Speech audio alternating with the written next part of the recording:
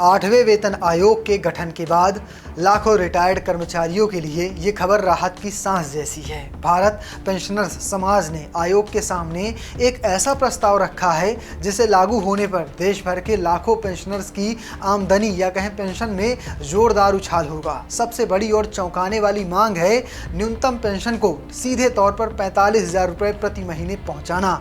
अगर ये मांग मान ली जाती है तो पेंशनर्स के लिए अब तक की सबसे बड़ी राहत साबित हो सकती है। कौन कौन सी मांगे की गई हैं, एनपीएस और ओपीएस पर 8th पे कमीशन का क्या असर पड़ेगा, चलिए आपको इस वीडियो में विस्तार से दिखाते हैं। नमस्कार, मेरा नाम शुभम गर्ग है। आप देख रहे हैं हमारा मालामाल वीकली शो।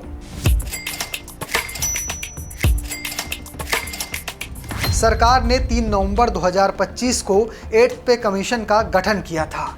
ये आयोग फिलहाल कर्मचारियों और पेंशनरों के संगठनों से बातचीत कर रहा है ताकि वेतन, भत्तों और पेंशन को सही लेकर सही सिफारिशें तैयार की जा सकें। इसी कड़ी में भारत पेंशन समाज ने अपनी मांगों की एक लिस्ट आयोग के सामने रखी है जो सीधे तौर पर रिटायर्ड कर्मचारियों की जेब और उनकी सेहत से जुड़ी हुई है। बीपीएस की मांग है कि न्यूनतम पेंशन को 45,000 रुपये प्रति माह हो जाए। साथ ही पेंशन को कर्मचारियों की आखिरी बेसिक सैलरी यानी लास्ट बेसिक पे के 76% के बराबर किया जाए। अभी तक की व्यवस्था से तुलना करें तो ये बड़ी छलांग है। वहीं फैमिली पेंशन यानी जिन कर्मचारियों की मृत्यु हो गई है उनके परिवार को जो रकम मिलती है उसको भी बढ़ाकर करीब बेसिक पे उसके 50% की बढ़ोतरी की जाए। साफ है कि ये प्रस्ताव सीधे तौर पर पेंशनरों और उनके परिवार की आर्थिक सुरक्षा को मजबूत करने की ओर एक अच्छा कदम है। पेंशनरों की एक बड़ी शिकायत रहती है कि वेतन आयोग की सिफारिशें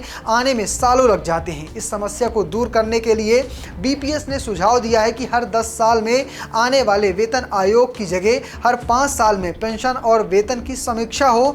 इससे बढ़ती महंगाई के हिसाब से पेंशनरों को समय पर राहत मिल सकेगी और लंबा इंतजार नहीं करना पड़ेगा। महंगाई भत्ते और महंगाई राहत को लेकर भी बड़ा बदलाव सुझाया गया है। कर संगठन चाहता है कि डीए और डीआर की समीक्षा हर 3 महीने में हो और इसके लिए 3 महीने के औसत आंकड़े का आधार बनाया जाए। साथ ही ये भी प्रस्ताव दिया है कि जैसे डीआर 25% के आंकड़े को पार करे उसे तुरंत बेसिक पेंशन से मर्ज कर दिया जाए। इससे पेंशनरों की वास्तविक आमदनी महंगाई के साथ तालमेल बिठा पाएगी। एनपीएस और ओपीएस पर 8th पे कमीशन का क्या असर पड़ेगा, इस पर all India NPS employ federation के अध्यक्ष डॉक्टर मंजीत सिंह पटेल ने बड़ी बात कही है। एनपीएस, ओपीएस या कुछ भी आप कहना चाहो, that means the pension issue. Pension issue किसका है? गवर्नमेंट एम्प्लॉयज़ का है। पेंशन कैसी होनी चाहिए वो कर्म संगठन बताएंगे, प्रपोजल रखेंगे, अपना सुझाव रखेंगे। तो डायरेक्ट जुड़ा हुआ है, कुछ अलग से नहीं। ऐसा नहीं कि पे कमीशन इस मुद्दे पर वो पे कमीशन के बाहर की चीज़ नहीं है। ये उनके टर्म्स ऑफ रेफरेंसेस में है, डायरेक्ट इनडायरेक्ट शामिल है और उस पर डिस्कशन हो रहा है। जब हमारी बैठक हुई 30 अप्रैल को, हमने पूरा एनपीएस के ऊपर कम से कम 10 से 15 मिनट तक पूरा उसको ओरेट किया है, एक्सप्लेन किया है कि कैसे एनपीएस या यूपीएस को ओल्ड पेंशन स्कीम में कन्वर्ट कर सकते हैं। तो इस पर सीधे हमने चीज़ें को रखा है। मेंबर सेक्रेटरी साहब थे आईएएस पंकज जैन साहब, उन्होंने कई इस पर क्रॉस क्वेश्चन भी किए। कुछ चीज़ों से वो सहमत हुए, कुछ चीज़ों से वो नहीं सहमत हुए। अब वो क्या रखते वो एक अलग मुद्दा है, लेकिन इस पर बार बार बात हो रही है। पे कमीशन सुन रहा है, उसके अधिकार क्षेत्र में है। और दूसरा मुझे ये बताइए कि जो पुरानी पेंशन की मांग करने वाले कर्मचारी हैं उनको क्या उम्मीद करनी चाहिए इस पूरे 8th पे कमीशन? नहीं, देखिए, मैं बार बार इस बात को कहता आया हूँ कि पुरानी पेंशन तो हम केवल समझने के लिए बोलते हैं, क्योंकि जब नई पेंशन स्कीम आ गई, न्यू पेंशन, क्योंकि इसका शुरू में नाम न्यू पेंशन स्कीम था, एनपीएस जी, एक्चुअल नाम इसका नेशनल पेंशन सिस्टम है, लेकिन हम आज तक बोलते भाई ये नई पेंशन योजना, न्यू पेंशन स्कीम। तो पहले वाले सिस्टम को ऑटोमेटिकली हम ओपीएस बोल देते हैं, ओल्ड पेंशन स्कीम, जबकि उसका मतलब केवल 1986 आई थिंक पेंशन रूल्स है। तो पेंशन रूल्स में ये था कि गारंटीड पेंशन के लिए गारंटीड सेवाएं चाहिए थी, उसके लिए कंट्रीब्यूशन नहीं था। अभी इन्होंने कंट्रीब्यूटरी कर दिया एनपीएस के नाम पर। तो मैं ये बात बार बार बोलता हूँ कि ओल्ड पेंशन स्कीम में जो प्रावधान थे वो इसमें भी दिए जा सकते हैं, बशर्ते सरकार का मन हो, सरकार उस मामले में पॉजिटिव हो। जब तक सरकार पॉजिटिव नहीं होगी तब तक ब्यूरोक्रेट्स भी पॉजिटिव नहीं होते हैं, वो भी फिर उन्हीं की भाषा बोलते हैं। तो दिक्कत वहाँ पर ये है कि अभी इनकी मैं कहूँगा कि जब पेंशन के लिए रिव्यू कमेटी बनाई गई, 1.5 साल उसने स्टडी किया और फिर जो उन्होंने यूनिफाइड पेंशन स्कीम का जो मुलम्मा निकाला, वो तो बहुत ही घटिया है, फेल हो गया। सरकार ने खुद देखा कि वो फेल हो गया। तो अभी ज़रूरत है लोगों को old age social income security की गारंटी देने का। तो वो चाहे आप ओल्ड पेंशन स्कीम करके निकालो या एनपीएस में वो बदलाव करो, 2-3 जो हम लोगों ने सजेस्ट किए, ताकि वो एनपीएस ही ओपीएस बन जाए। और ये पॉसिबल है, फिजिबल है, ऐसा नहीं कि ये इम्पॉसिबल है। और इससे सरकार पर कोई बहुत बड़ा बर्डन नहीं पड़ेगा। प्रवीण जी, यहाँ पर मैं एक बात क्लियर करूँगा कि आज की डेट में लगभग सेंट्रल और स्टेट के लोग मिला करके 1 करोड़ के आसपास जो एनपीएस के दायरे में आते हैं, वो 1 करोड़ कर्मचारी है। उनका 10% हर महीने सैलरी में कटता है और सरकार अभी 14% डाल रही है, यानी पूरी ओवरऑल सैलरी का 24%। ये पैसा बैठता है तकरीबन 12,000 करोड़ रुपए हर महीना। अच्छा। जिससे एलआईसी, यूटीआई, एसबीआई और कुछ बैंकों को ये पैसा जाता है, तो उनकी क्रेडिट वैल्यू मजबूत होती है, मार्केट में लगता है पैसा।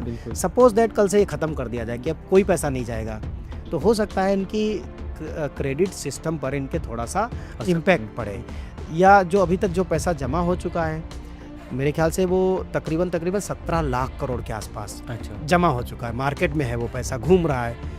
अब अगर कल से जमा होना बंद हो जाएगा, उसकी वैल्यू अगर आप देखें तो 1 यूनिट की वैल्यू लगभग 50 रुपए के आसपास है। अगर कल को वो फ्लक्चुएट करके नीचे आ गई, तो जो पैसा 17 लाख करोड़ है वो हो सकता है 8 ही लाख करोड़ रह जाए। तो वो ये एक मतलब ये वही बात होगी कि ये आसमान से गिरे और खजूर में अटक गए। मतलब हमने एनपीएस को स्क्रैप तो कर दिया, लेकिन ओपीएस बहाल हुई ही नहीं, तो ना एनपीएस बचेगी ना ओपीएस बचेगी, फिर एक नई लड़ाई लड़नी पड़ेगी। तो हम ये चाहते हैं कि हमें कोई नई लड़ाई ना लड़नी पड़े, बल्कि एनपीएस से ओपीएस का सफ़र पूरा हो जाए। और इस बीच अगर 8th पे कमीशन के लिए सरकार को अगर आपको कोई 3 सुझाव देने हो तो क्या होंगे? मैं क्या क्या चीज़ें ध्यान में पहला सुझाव यही दूंगा कि कर्मचारियों को सबसे ज़्यादा ज़रूरत है पेंशन की, क्योंकि जब तक सरकारी नौकरी लोग करते हैं, कोई बिजनेस नहीं कर सकते, कहीं किसी पॉलिटिकल मूवमेंट में या पॉलिटिकल रैलीज़ में पार्टिसिपेट नहीं कर सकते, अपने आइडियाज़ को फ्री रख नहीं सकते, उनके ऊपर सीसीएस कंडक्ट कोड लगता है 1965 या 64। तो तमाम तरह से उनको एकदम बिल्कुल मतलब जो है एक तरीके से समझ लीजिए कि बाउंड करके रखा जाता है। और लोग सरकारी नौकरी में इसलिए डेडिकेशन के साथ काम करते हैं 30 साल 35 साल, क्योंकि रिटायरमेंट के बाद उनको एक अच्छी मतलब जो है इज्जत भरी बुढ़ापे की ज़िंदगी उनको नसीब हो सके, पेंशन उनको मिलती रहे। वो आपने छीन ली। अब वो उनके 30-35 साल आपने कुछ करने भी नहीं दिया और पेंशन मार्केट के भरोसे कर दिया, मार्केट के भरोसे आपने छोड़ दिया। तो वो एक हम उसको क्राइम की नज़र से देखते हैं। तो सरकार सबसे पहले इस पेंशन का जो मुद्दा है उसको सॉर्ट आउट करे। फिर इसके बाद आता है कि हमारी सैलरी, हमारी पेंशन कितना इम्प्रूव करें। अभी सरकार, आप खुद देखिए कि अभी हम डीजल, पेट्रोल, सीएनजी की गाड़ियाँ चला रहे थे, सरकार ने सड़कें अच्छी कर दी, अब आप ट्रैवल कर सकते हैं, बहुत अच्छा काम किया, ट्रांसपोर्टेशन सिस्टम बहुत बढ़िया कर दिया। लेकिन जब हम अपनी गाड़ी से चलने के लिए मार्केट में गाड़ी खरीदने जाते हैं तो पेट्रोल गाड़ियाँ बंद हो गई, लोगों ने बनानी बंद कर दी, बड़ी बड़ी कंपनियों ने तो पेट्रोल कारें ही बंद कर दी, डीजल कारें बंद कर दी। अब आ गए हम इलेक्ट्रिक कारों पर। इलेक्ट्रिक कार पेट्रोल कार से कम 40% महंगी है, कम से कम 40%। गवर्नमेंट की सब्सिडी देने के बाद भी, अब तो सब्सिडी भी नहीं दे रही है। तो जब हमें अपना ट्रांसपोर्ट सिस्टम खरीदने के लिए 40% एक्स्ट्रा पैसा लगाना पड़ रहा है मार्केट में, तो वो सैलरी अगर नहीं बढ़ाओगे तो वो कैसे आएगा? अगर हम ट्रैवल कर रहे हैं ऑफिस से घर तक और घर से ऑफिस तक, तो आज की डेट में जो सबसे छोटा कर्मचारी है, दिल्ली में एवरेज खर्चा है ट्रांसपोर्टेशन पर 9,000 रुपये, और उसे मिलता कितना है? जो टीए उसे मिलता है वो 1800 प्लस डीए मिलता है। अच्छा, तो 1800 प्लस डीए का मतलब 1800 डीए 60% के आसपास है। तो आप मान लीजिए कि 18 और एक 2800 के आसपास, मतलब उसे 3000 नहीं मिलता, जबकि उसे खर्च करना पड़ रहा है कम से कम 9000। तो उसमें हमने दिया है कि minimum 9000 plus dearness allowance transportation system होना चाहिए। तो ये सभी शहरों के लिए सेम है कि? मैं यही बात तो कह रहा हूँ कि एक भारत श्रेष्ठ भारत तो तभी बनेगा, गाड़ी चाहे वो दिल्ली वाला चलाए, उसका एवरेज तो वही है, एवरेज वही है, गाड़ी की कीमत वही है, टैक्स वही है। तो फिर मतलब आप ऐसा क्यों करते हो कि बिहार वाला अगर मतलब नौकरी कर रहा है बिहार में, तो आप बोल रहे हो कि उसको टीए की ज़रूरत ही नहीं है, तो वो क्या मतलब बैलगाड़ी से जाएगा? और दिल्ली वाला अगर मतलब ऑफिस से घर तक जा रहा है तो आप कह रहे हो कि उसको ये ट्रांसपोर्ट अलाउंस मिलेगा। तो इन चीज़ों को ख़त्म करने की ज़रूरत है, एक जैसी यूनिफॉर्म व्यवस्था होनी चाहिए। तो इसके अलावा बढ़ती उम्र में सबसे बड़ी चिंता इलाज का खर्च होता है। इसे ध्यान में रखते हुए बीपीएस ने CGHS यानी सेंट्रल गवर्नमेंट हेल्थ स्कीम को और मजबूत करने की मांग की है। प्रस्ताव है कि सभी पेंशनरों को कैशलेस इलाज की सुविधा मुहैया कराई जाए, साथ ही 5,000 रुपये प्रति माह फिक्स मेडिकल अलाउंस भी दिया जाए। बीपीएस चाहता है कि 8th पे कमीशन से मिलने वाले संशोधित लाभ 1 जनवरी 2026 से लागू कर दिए जाएं।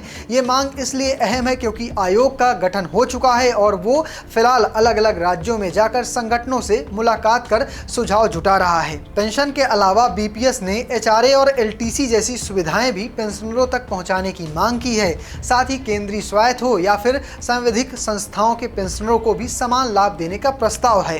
BSNL के रिटायर हुए पेंशनरों से जुड़े पेंशन पैरिटी और स्वास्थ्य विभाग से जुड़े मुद्दे भी इसमें शामिल किए गए हैं। ये समझना जरूरी है कि ये सभी आंकड़े और सुझाव अभी सिर्फ प्रस्ताव के स्तर पर हैं। आयोग सरकार की वित्तीय स्थिति, महंगाई, कर्मचारी पेंशनरों की जरूरतों जैसे कई पहलुओं को देखने के बाद अपनी अंतिम सिफारिशें तय करेगा। उसके बाद सरकार इन सिफारिशों पर फैसला लेगी। फिर भी इतना तय है कि अगर इनमें से आधी मांगे भी मान ली जाती हैं तो देश के लाखों पेंशनरों के लिए आर्थिक और स्वास्थ्य दोनों मोर्चों पर एक बड़ी राहत होगी। फिलहाल आपको हमारा वीडियो कैसा लगा कमेंट बॉक्स में लिखिएगा और पेज को फॉलो करना, चैनल को सब्सक्राइब करना बिल्कुल भूलिएगा। धन्यवाद।